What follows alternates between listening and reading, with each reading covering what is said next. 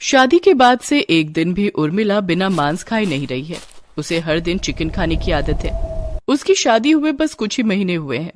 बिमला के छोटे बेटे शशांक को उर्मिला बहुत पसंद थी और बिमला शुद्ध शाकाहारी थी, इसीलिए उसे पहले ये रिश्ता मंजूर नहीं था। ये कैसी लड़की को पसंद किया है तूने बेटा? इस घर में उसकी शादी कैसे हो सकती है? माँ, वो दिल की बहुत अच्छी है, आप एक बार उससे मिल तो लो।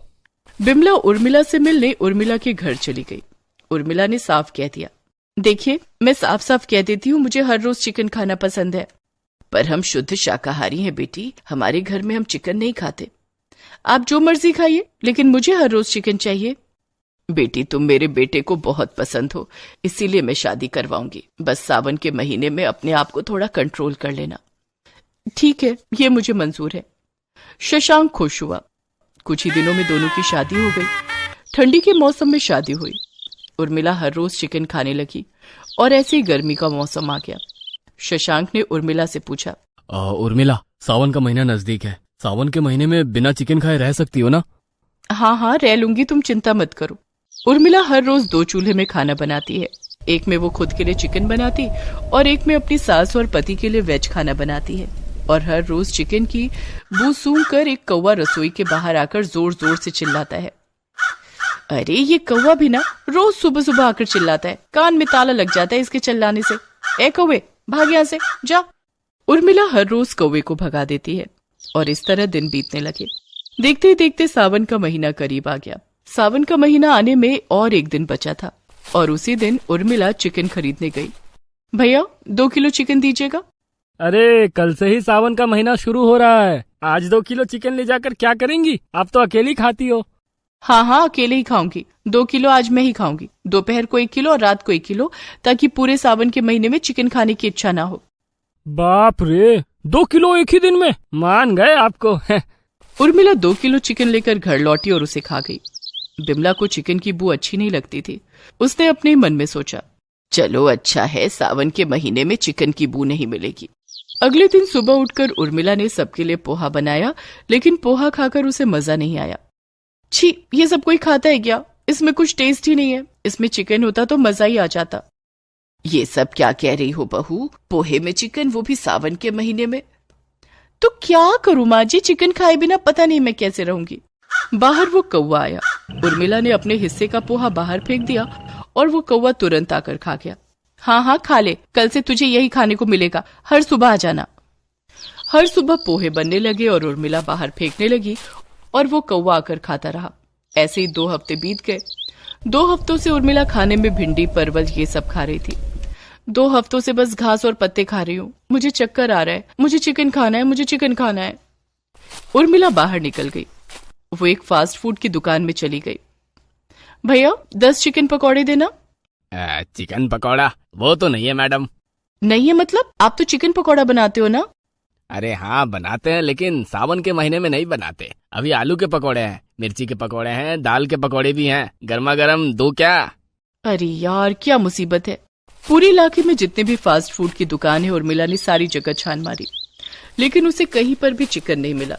एक बंदे ने तो उर्मिला को भिंडी के पकौड़े तक दे दिए, लेकिन उर्मिला गुस्से से वहां से चली गई। पूरा दिन चिकन ढूंढते ढूंढते वो थक गई और कसाई के पास चली गई। अरे मैडम आप यहाँ? मुझे 1 किलो चिकन दे दो यार। चिकन तो आज मैंने काटा ही नहीं है मैडम। सावन का महीना है ना, इस महीने में हम चिकन नहीं काटते। अरे हम खुद सब्जियाँ खाते हैं। मेरे लिए काट के दे दो प्लीज, मैं ज्यादा पैसे दूंगी। अरे मैडम आप समझ नहीं रही हो, बात पैसों की नहीं है। हमसे ये पाप ना करवाइए, आप जाइए यहाँ से, सावन खत्म होने के बाद आना। उर्मिला घर आकर रोने लगी। मैं मर जाऊंगी, बिना चिकन के मैं मर जाऊंगी। बहू खाना लगा दो, पपीते की सब्जी बनी है ना आज। अरे यार, उर्मिला का रोना खत्म ही नहीं हुआ।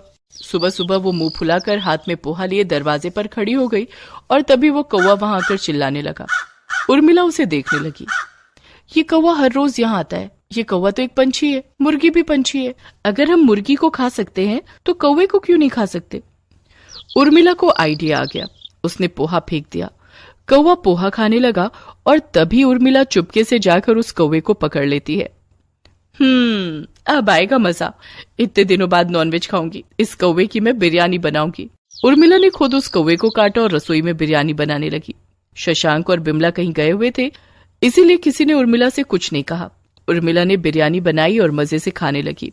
सुबह से शाम तक वो बस कौवा बिरयानी खाती रही और मस्त सो गई। रात को शशांक और बिमला घर लौटे। उर्मिला ने दरवाजा खोला। बहू, कुछ खाई हो कि नहीं? उर्मिला ने कुछ बोलने की कोशिश की, लेकिन तभी उसके मुंह से कौवे की आवाज निकलने लगी। अरे उर्मिला, क्या हुआ तुम्हें? तुम कौवे की तरह क्यों बात कर रही हो? काऊ काऊ काऊ। उर्मिला घबरा गई। उसके मुंह से कौवे की आवाज निकल रही थी। शशांक और बिमला उर्मिला को लेकर अस्पताल गए।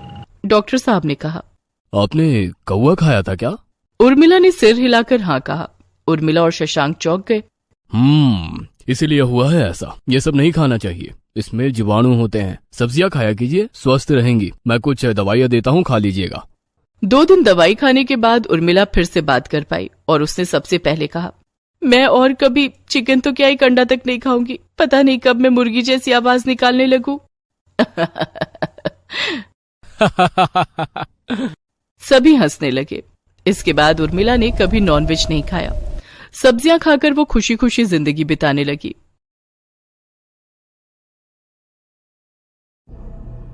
ये कहानी है सरला की। सरला भगवान शिव शंकर की बहुत बड़ी भक्त थी। बिना उनकी पूजा किए, शिवलिंग पर बिना जल चढ़ाए वो पानी की एक बूंद तक नहीं पीती थी। हर साल वो कांवड़ यात्रा पर भी जाती थी। सरला के घर के बिल्कुल पास ही शिव शंकर भगवान का मंदिर था। पौ फटते ही हर दिन वो उस मंदिर में जाती। ओम नमः शिवाय, ओम नमः शिवाय, ओम नमः शिवाय। हे भोले भंडारी, हे मेरे महादेव, अपनी कृपा दृष्टि से अपनी इस बेटी को कभी दूर नहीं करिएगा। चाहे जीवन में कैसी भी परीक्षा हो, आप हाथ पकड़कर खड़े रहिएगा और अपनी बच्ची को संभालिएगा। सरला बेचारी एक परीक्षा पिछले 10 सालों से दे रही थी। 10 साल हो गए थे उसकी शादी को, लेकिन उसकी गोद अब तक नहीं भरी थी। उसका पति हरिया और वो दोनों ठेका मजदूर थे। उन लोगों ने शहर के ना जाने कितने घर, अपार्टमेंट, मॉल वगैरह बनाए थे। सरला, हमने इस शहर में ना जाने कितने घर बनाए, कितने अपार्टमेंट्स में लोगों की खुशियों का गृह प्रवेश हुआ। एक हमारा ही घर है जो सालों से सूना पड़ा है। महादेव की परीक्षा है जी, जब तक लेंगे हमें तो देना ही पड़ेगा ना। पर मुझे पूरा यकीन है कि हम इस परीक्षा में सफल होंगे। एक दिन सरला सुबह सुबह मंदिर से पूजा करके निकल रही थी। तभी उसे मंदिर के पीछे से एक छोटी बच्ची के रोने की आवाज सुनाई दी। सरला मंदिर के पीछे गई तो उसने देखा कि एक बहुत ही छोटी सी बच्ची घुटनों पर मंदिर के प्रांगण में चल रही है और वो लगातार रोए जा रही है। अरे, ये किसकी बच्ची है? ये यहाँ क्या कर रही है? इसके माँ बाप कहाँ हैं? सरला के जहन में एक साथ कई सवाल आ रहे थे, लेकिन उनमें से किसी सवाल का जवाब उसके पास नहीं था। इस बीच वो छोटी सी बच्ची सरला को देखकर लगातार रोए जा रही थी और ऐसा लग रहा था कि वो उसे कह रही हो, मुझे गोद में उठाओ। सरला भागकर उस बच्ची के पास गई और उसे गोद में उठा लिया। अरे रे रे रे, क्या हुआ? क्यों रो रही है? बोलो तो क्या हुआ है तुमको? अब वो 1 साल से कम उम्र की बच्ची क्या बोलती? थोड़ी देर वो रोती रही, फिर सरला ने जब उसे सीने से लगाया तो वो चुप हो गई। उस बच्ची को सीने से लगाने का अनुभव सरला के लिए कुछ ऐसा था जैसे सारे संसार की खुशी उस समय उसे मिल गई होगी। तभी उसके कानों में एक औरत की आवाज आई, पुजारी जी, वो रही मेरी बेटी। उस औरत का नाम था शालिनी। उस दिन वो अपनी बच्ची को लेकर महादेव को जल चढ़ाने आई थी। महादेव की पूजा करते करते अचानक उसे चक्कर आ गया और वो गिरकर बेहोश हो गई। इस बीच उसकी छोटी बच्ची घुटनों के बल चलते चलते मंदिर से बाहर निकल आई और जब उसे होश आया तो मुन्नी, मुन्नी, अरे मेरी बेटी, मेरी मुन्नी कहाँ गई? शालिनी ने मंदिर में कई लोगों से पूछा, लेकिन किसी को उसकी बेटी के बारे में पता नहीं था। उसके बाद वो मंदिर के पुजारी के पास गई और उनसे सारी बातें बताई।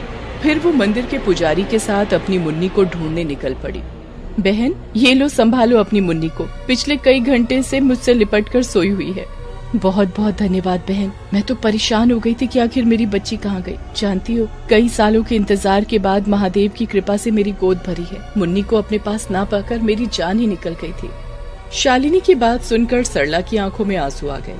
बातों ही बातों में शालिनी को पता लगा कि सरला की गोद नहीं भर रही है और वो पिछले 10 सालों से माँ बनने का इंतजार कर रही है। तो उसने सरला से कहा, बहन विश्वास रख, बहुत जल्द तेरी गोद भरेगी। लोग कहते हैं कि दिन के 24 घंटे में एक बार माँ सरस्वती आपकी जिह्वा पर बैठती हैं और जो आप कहते हैं वो हो जाता है। मैं प्रार्थना करती हूँ महादेव से कि मेरी ये बात सत्य हो। इस घटना को बीते अभी 1 महीने भी नहीं हुए थे। एक दिन की बात है, हरिया और सरला जब एक घर के निर्माण कार्य में व्यस्त थे, सरला माथे पर ईंटें ढो रही थी। तभी उसे चक्कर आ गया और वो बेहोश हो गई। हरिया भागा भागा उसके पास आया। सरला, सरला, अरे क्या हुआ सरला, आंखें खोलना। वो भागकर पानी ले आया और उसके छींटे सरला के मुंह पर डाले। सरला होश में तो आ गई, लेकिन उसके बाद उसे उल्टियां होने लगी। मालिक को कहकर वो सरला को लेकर अस्पताल गया। देखिए आपकी पत्नी गर्भवती है, ये माँ बनने वाली है। माँ, जैसे ही ये शब्द सरला ने सुना, उसकी सारी थकान, सारी बीमारी दूर भाग गई। उसने महादेव का ध्यान अस्पताल से ही किया और कहा, महादेव, आपका लाख लाख धन्यवाद जो आपने मेरी पुकार सुन ली और मेरी प्रार्थना का उत्तर दिया। सरला और हरिया अब अपने आने वाले बच्चे का इंतजार करने लगे। सरला कभी आने वाले बच्चे के लिए मोजे बनाती तो कभी कपड़े सीती। अरे तू सारा दिन आने वाले बच्चे के लिए कुछ न कुछ बनाती रहती है, कभी थोड़ा आराम तो कर लिया कर। इस हालत में आराम भी तो जरूरी है। अरे आराम तो करती रहूंगी, अभी तो आने वाले बच्चे के लिए तैयारी करनी होगी। उसके लिए कई सारे कपड़े बनाने होंगे, मोजे बनाने होंगे। वो बहुत छोटा होगा ना। सरला को गर्भवती हुए 5 महीने हो गए। इस बीच कांवड़ यात्रा का समय आ गया। हरिया को इस बात की चिंता थी कि इस हालत में वो कांवड़ यात्रा पर कैसे जाएगी।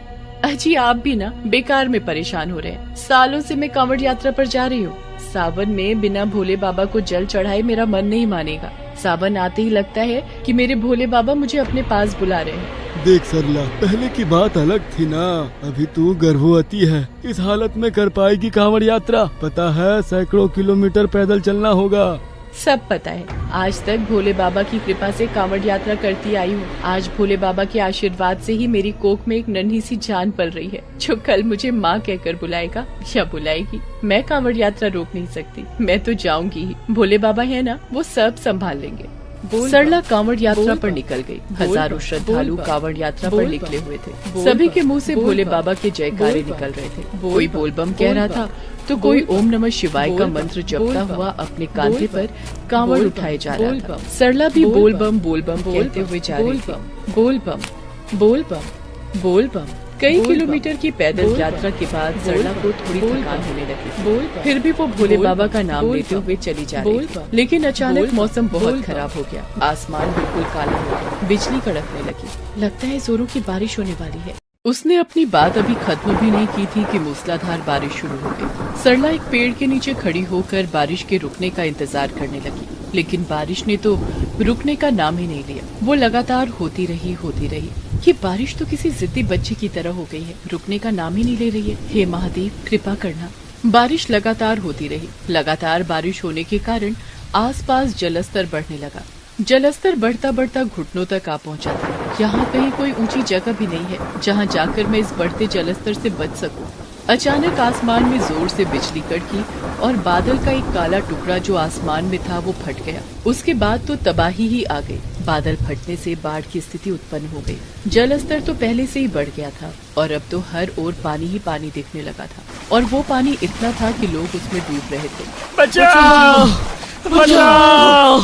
हर ओर चीख पुकार का माहौल बन गया था, लेकिन उस भयानक स्थिति में भी वो भोलेनाथ का स्मरण कर रही थी। महादेव, सब आपके हाथ में है। बहुत बड़ा सपना था मेरा कि कोई मुझे माँ कहने वाला है, लेकिन लगता है कि शायद वो पुकार अब मैं नहीं सुन पाऊंगी। लेकिन भोले बाबा, मुझे आपसे कोई शिकायत नहीं है। सरला पानी के वेग में बचाओ बचाओ चिल्लाते हुए बही जा रही थी। तभी उसकी नजर एक नाव वाले पर पड़ी जो उसकी ओर आ रहा था। वो नाव वाला उसकी ओर तेजी से बढ़ा और उसने उसका हाथ पकड़कर अपनी नाव में चढ़ा लिया। लेकिन सरला पानी के वेग से जूझती हुई अब बहुत थक गई थी, इसलिए नाव में चढ़ते ही वो बेहोश हो गई। उस नाव वाले ने उसे एक ऊंचे स्थान पर रखा और फिर और भी लोगों की मदद करने लगा। जब सरला को होश आया तो पानी का वेग थम गया था और उसने खुद को ऊंचे टेले पर सुरक्षित पाया। ऐन वक्त पर अगर वो नाव वाला नहीं आता तो शायद मैं बच नहीं पाती। तभी सरला की नजर थोड़ी दूर पर नाव लेकर खड़े उस नाव वाले पर गई। वो भागती हुई उसके पास आई और उसका शुक्रिया कहा। अगर आप सही समय पर नहीं आते तो पता नहीं क्या होता। अरे कैसे नहीं आता सरला, भक्त के लिए भगवान को आना ही पड़ता है, और तू तो मेरी प्रिय भक्त है। अचानक से वो नाव वाला शंकर भगवान के रूप में सरला के सामने आ गया। अपने सामने अपने आराध्य को देख सरला की आंखों से आंसू निकल पड़े और उसने रोते हुए कहा, भोले बाबा, आज तो मेरा जीवन धन्य हो गया। इतने सालों की पूजा का फल मुझे एक पल में मिल गया। शंकर भगवान ने उसे जल्द ही एक स्वस्थ बच्चे के होने का आशीर्वाद दिया और वे अंतर्धान हो गए।